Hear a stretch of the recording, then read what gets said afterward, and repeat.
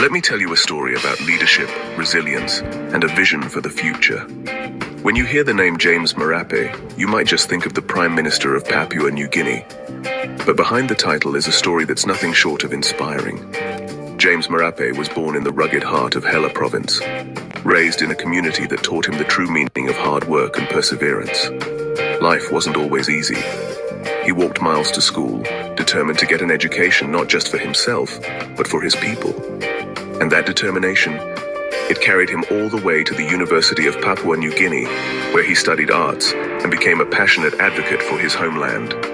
Fast forward a few years, and James Marape wasn't just working for his family or his tribe. He was working for the whole country.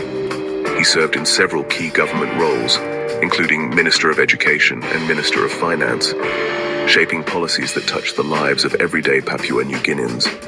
But it was in 2019 that everything changed. James Marape stepped up as Prime Minister at a time when PNG needed hope and fresh direction. He promised to take back PNG, to make sure that the country's wealth would benefit its people. And he wasn't just talking, he started taking action. One of his first big moves, pushing for greater control over PNG's natural resources so that the profits from oil, gas, and gold would actually reach the villages and families who needed it most. He stood up to big international companies, negotiating tougher deals and demanding respect for Papua New Guinea's rights. That takes guts.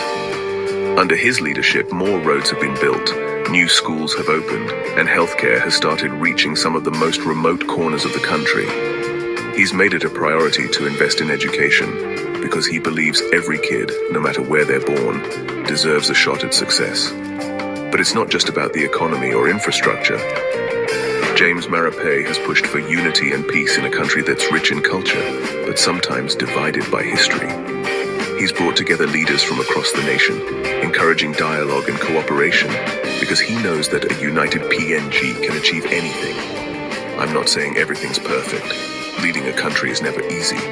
There are challenges.